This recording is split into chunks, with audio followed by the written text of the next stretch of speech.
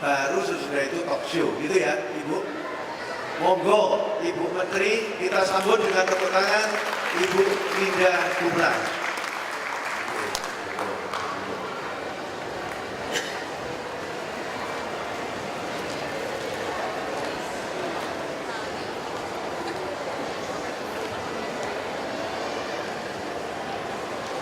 Bismillahirrahmanirrahim. Assalamualaikum warahmatullahi wabarakatuh.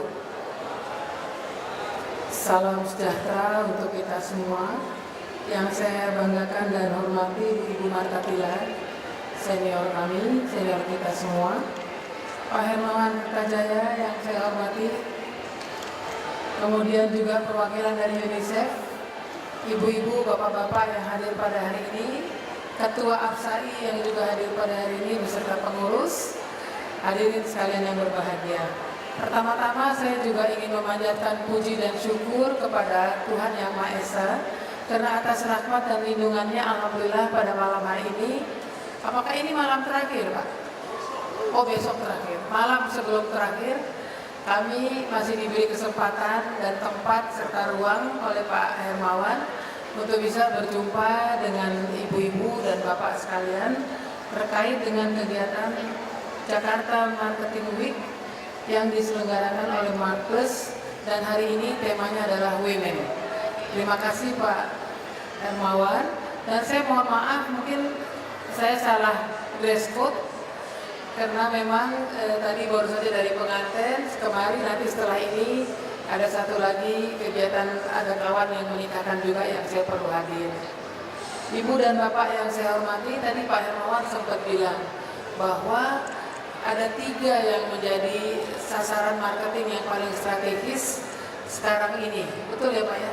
Yaitu netizen, youth, dan women. Oleh karena itu makanya saya pikir Pak Hermawan hari ini sangat jeli karena salah satu isunya yang diangkat dari pertemuan atau kegiatan Jakarta Marketing Week ini adalah perempuan atau women. Karena apa perempuan? Karena kita tahu bahwa jumlah perempuan di Indonesia itu ada 49,7%, sedangkan laki-laki sisanya. Jadi jangan khawatir kaum perempuan di sini jumlah kita masih lebih sedikit daripada laki-laki. Dan kita tentu berharap mudah-mudahan perempuan-perempuan yang ada ini bisa menjadi solusi dari pembangunan, tetapi bukan menjadi beban dari pembangunan. Kalau ditambah anak, itu ada 30% lagi perempuan dan anak. Kenapa? Anak itu adalah usia 18 tahun ke bawah, dan kalau dihitung adalah sekitar 80 juta dari total jumlah penduduk. Sehingga perempuan dan anak di Indonesia ini ada 70% lebih kurang. Ini merupakan satu kekuatan. Ini merupakan satu modal apabila betul-betul diberikan akses, diberikan kesempatan, dan diberikan hak-haknya untuk berpartisipasi dalam proses pembangunan serta bersama-sama dengan laki-laki menikmati hasil pembangunan. Jadi saya pikir bahwa perempuan yang banyak ini salah satu pilihannya untuk bisa ikut dalam proses pembangunan adalah di bidang pemberdayaan ekonomi. Karena hari ini yang hadir, ini ibu-ibu semua bekerja nggak Bu? Ada yang bekerja nggak yang hadir di sini? Boleh tunjuk tangan. Pada umumnya ini dia bekerja, sehingga tentu kita mempunyai satu kesempatan yang luar biasa untuk bisa bersama-sama dengan kaum pria menyumbangkan pikiran, tenaga, dan kemampuan kita bagi kepentingan pemberdayaan ekonomi masyarakat, apakah di level menengah atau di kecil, di mikro, sekalian juga di level yang lebih besar. Bahkan banyak perempuan-perempuan Indonesia yang menjadi CEO. Jadi ibu-ibu dan bapak yang saya hormati, inilah yang dimaksud dengan kesetaraan gender. Kesetaraan antara perempuan dan laki-laki dalam proses pembangunan tadi itu. Mendapat haknya, bisa ikut berpartisipasi, bisa melakukan pengawasan, dan akhirnya dia juga menikmati hasil pembangunan. Dengan demikian maka kita berharap dengan adanya program atau pembangunan kesetaraan gender ini akan menambah, percepat lagi indeks pembangunan manusia di Indonesia. Pertumbuhan ekonomi akan semakin baik. Karena kita tahu apabila 2% dari penduduk satu negara itu melakukan kegiatan kewirausahaan, maka negara itu akan semakin maju. Kita punya potensi itu. Bu Marta tadi sudah cerita banyak ya Bu ya, dan banyak dari yang beliau didik itu sekarang sudah menjadi pengusaha-pengusaha yang luar biasa. Saya kira ini adalah satu proses yang membuat Indonesia ke depan akan semakin maju dan pertumbuhan ekonominya akan semakin baik lagi. Tetapi ada saudara-saudara kita yang perempuan, yang anak-anak, yang masih mengalami kekerasan, yang masih mengalami diskriminasi, dan juga yang masih tidak mendapatkan akses. Kemudian kita juga tahu bahwa sekarang angka kematian ibu melahirkan masih sangat tinggi. Belum tadi UNICEF bercerita tentang 100.000 anak-anak yang kena malaria dalam 1 tahun. Bukan jumlah yang sedikit itu Ibu, kalau memang data itu tepat. Mungkin kita juga harus cek datanya. 100.000 ini, bayangin Gelora Bung Karno, itu muatannya 100.000. Bayangin aja itu segelora Bung Karno itu anak-anak yang terkena malaria. Ini adalah satu hal yang perlu menjadi perhatian kita, walaupun sudah ada penurunan. Dan tentu di sini peran kita semua, apakah pemerintah, masyarakat maupun swasta, harus bersama-sama bergandengan tangan untuk menyelesaikan atau membantu ditekannya hal-hal yang menyangkut kepada kekerasan, baik kepada perempuan, kepada anak-anak, diskriminasi juga begitu, dan juga hal-hal yang menyebabkan kita menjadi perempuan dan anak ini menjadi kelompok marginal, kelompok yang terpinggirkan. Terkait dengan masalah anak, mungkin saya hari ini lebih banyak ke anak karena secara ekonomi sini semua ahli-ahlinya. Anak itu mempunyai 31 hak anak yang sudah kita sepakati sebagai konvensi hak anak di PBB. Berdasarkan kesepakatan itu muncullah Undang-Undang Perlindungan Anak nomor 23 tahun 2022 yang di situ kalau kita peras ada dari 31 itu ada 4 hak anak, yaitu hak untuk hidup, hak untuk tumbuh dan berkembang, hak untuk mendapatkan perlindungan, dan hak partisipasinya. Sementara ini kita tahu anak-anak kebanyakan dijadikan dianggap generasi masa depan. Dia dianggap sebagai objek, belum menjadi subjek di rumah itu. Bagaimana dia bisa semau-maunya aja oleh orang tuanya atau lingkungannya, sehingga sekarang kita banyak melihat kasus-kasus perkosaan, kasus-kasus trafficking. Tadi Bu Marta juga sudah cerita trafficking, bagaimana beliau mencoba mengangkat anak-anak putus sekolah, diberi pendidikan supaya tidak menjadi korban trafficking. Ini tentu jangan hanya Bu Marta saya harap yang bisa melakukan hal itu, tetapi marilah kita semua, ibu-ibu dan bapak yang ada di sini, kita bergandengan tangan untuk membantu saudara-saudara kita yang mungkin masih belum mendapatkan akses seperti kita, mengangkat mereka bersama-sama sehingga hal itu walau sedikit kita lakukan. Ibu dan bapak yang saya hormati, kami Kementerian Pemberdayaan Perempuan dan Perlindungan Anak memang tugasnya adalah menyusun kebijakan-kebijakan terkait pemberdayaan perempuan, perlindungan anak, kesetaraan gender, dan masalah-masalah tumbuh kembang anak. Dan kami memfasilitasi satu program yang kami anggap bahwa swasta ini bisa berperan loh sebetulnya dalam perlindungan dan tumbuh kembang anak. Karena memang nggak mungkin pemerintah melakukan hal itu sendiri.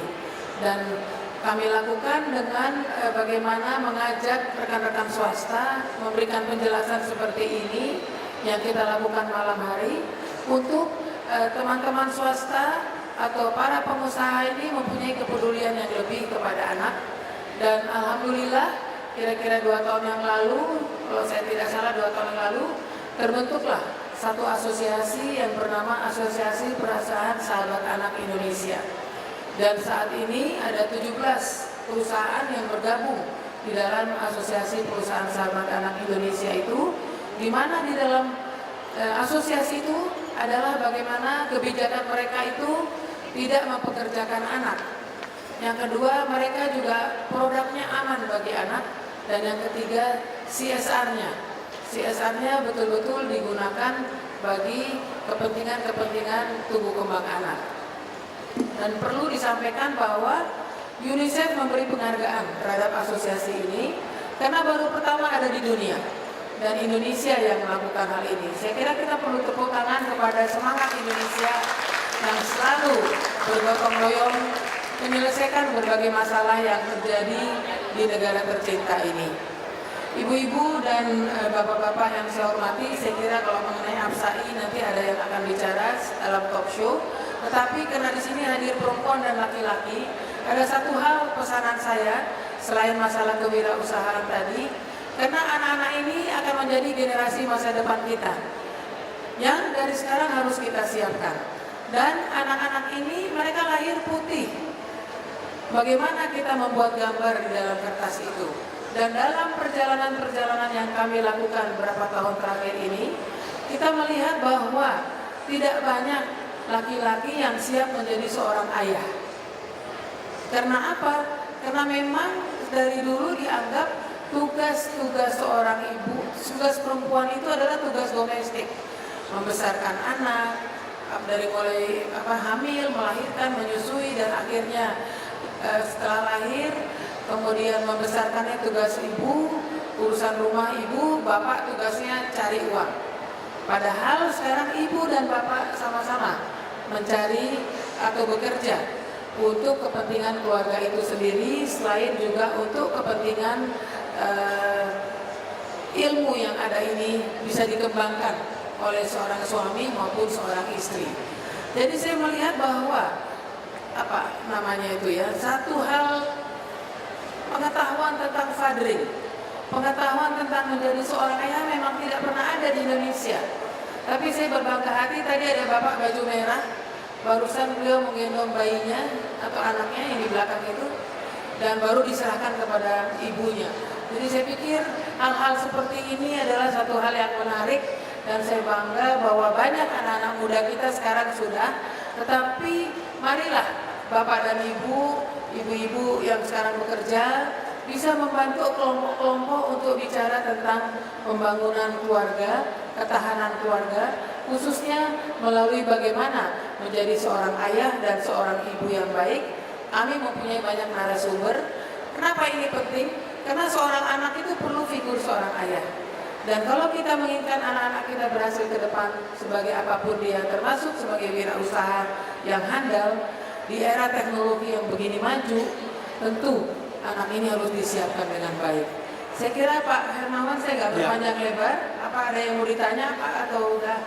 Saya kira Terima kasih, cukup. Ibu. Saya pikir Ibu kan masih ada Kegiatan acara lagi. lain. Mohon maaf. Terima kasih sekali atas kehadirannya. Terima kasih sekali. Selamat perempuan Indonesia. Ya. Selamat Jakarta Market Week. Ya. Dan juga selamat untuk kita semua. Ya. Wabillahi taufiq wal hidayah. Wassalamualaikum Terima kasih. warahmatullahi Saya wabarakatuh. mohon perkenan yang menyerahkan piagam anak saya yang perempuan, Stephanie Hermawan, ya, supaya bisa terinspirasi oleh Ibu. Anak saya dua, ini yang perempuan aja, Stephanie, ini piagamnya. Mohon dibimbing. Tahun lalu dia jadi Women Entrepreneur of the Year dari Ernst & Young, ya, tahun 2012. Itu majalah marketer juga idenya dia untuk mendesain seperti itu, Jokowi, The Rocker gitu.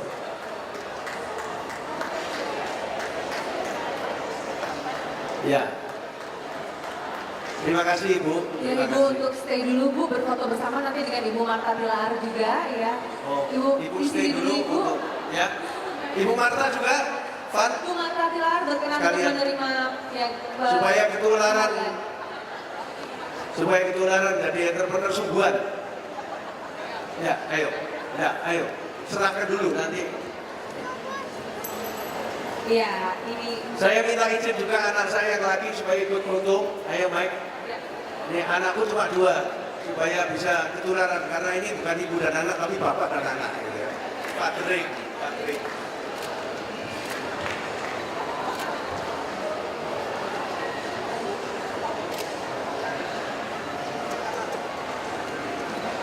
Ya kami persilakan Ibu Marta Tilar, Ibu Linda Gumelar, Bapak Hermawan Kartajaya, Ibu Stephanie Hermawan dan Michael Hadi Hermawan untuk berfoto bersama.